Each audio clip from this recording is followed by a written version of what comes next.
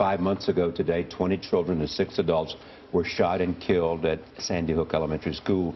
Two of the families who lost their kids on December 14th are leading a new organization. It is called the Safe and Sound at Sandy Hook Initiative. The goal, preventing another tragedy by focusing on school security.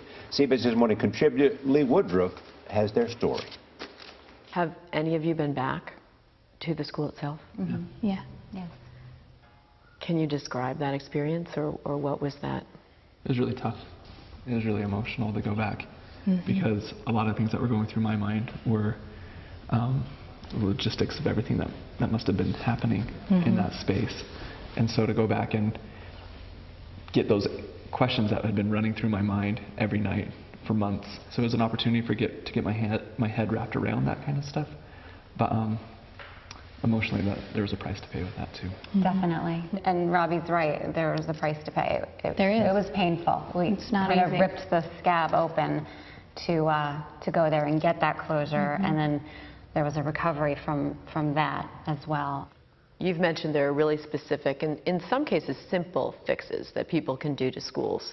Can you give us the top few ones that come to mind? Something as simple as the ability for our teacher to go and lock the door from the inside of the classroom would have made it exponentially difficult for him to enter into our daughter's classroom and do what he did. Something that simple.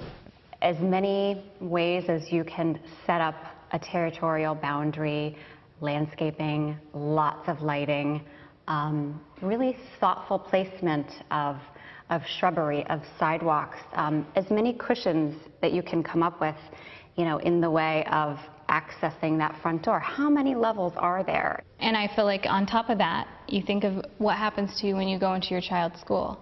Is there anything to stop you from having access to those students? Is there a barrier? Is there a door that prevents you from accessing students? Politics, the gun control issue, do they have a place here? Not at all. We really feel like this is something that ordinary folks do, that it's in your own hands. For us, this is where we saw very clearly early on that we could make a difference and legitimately make schools safer. Absolutely, and we feel like political debates are not a debate in this. From looking at all of you, it's clear to me that the doing is a part of the healing. And what you're doing with this program is part of that journey. Very definitely. For me, you just can't, because one emotion about this is anger, and you have to do something with that. You have to do something productive with it. If you are the kind of person who sits back and waits for somebody else to solve the problem or for the government to do it for you, it's not going to happen. And when parents mobilize, and I'll say in particular moms, it's a very powerful message. How would you like us to remember your daughters? They were so amazing and so inspirational, and they loved each other. Joey was a sweet little girl. She was autistic and she was apraxic, so she was nonverbal. She didn't speak very much. She was just a sweet, trusting little girl. And you know, I guess I used to get a hug every night when I come home from work. And I still miss it. And you're not going to make me cry. And you guys are making me cry, so. It's hard not to. They were amazing. Amazing and beautiful and inspirational. And it's hard because the common denominator for me with all the other families and all the other kids is just how much love these kids exuded. You know, I look back and I look at those little faces, or I remember them, and at night I think about all the other faces out there. And I think of all those other little kids. And I just want to give them all a big hug and say, we're going to do our best. We're going to make it. We're going to do our best. I know how Emily touched my life and how she changed my life. And since she had the power to do that for me, I want her story to do that for others. And that's how I want her to be remembered. I want people, when they remember her, they can look at her and say, she changed my life. And she benefited the life of many other people. And that's what I want to do for her as her dad, because I'm not done being her dad. Lee Woodruff is with us. So many of us are still haunted by that incident and still thinking of the families every day. I was struck by Bob Gay saying you've got to do something with the anger. So how are they doing in the healing process?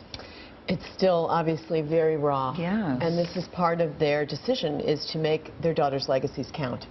So if they can empower all of us to understand what it takes to make our schools safer, that's what they're intending to do. It is interesting, this debate now about school safety. There are those who support having armed guards at school. They're talking about a lock inside of a classroom, which sounds like a good idea. Why can't you lock the door in the inside of a classroom? These are the things that I mean, how many of us think about our schools safe? We assume they are. We make our homes safe, is their point. But now we need to understand what it takes. So the Safe and Sound Schools Sandy Hook Initiative will be a place where people can go. It's the website that they're getting together now. Donations can be made there, and grants will be made. But they just want people to ask the questions. And now with summer coming, we all have a chance to make sure our schools are safe when it opens in the fall. What are they going to do with the school, the physical plant itself? That's interesting. As you know, it's still being debated, and I think the recommendation was made to close the school. But it's interesting, the gays don't really have a stake in it, they say. They have moved to Massachusetts, and we're in the process of doing that during the shootings.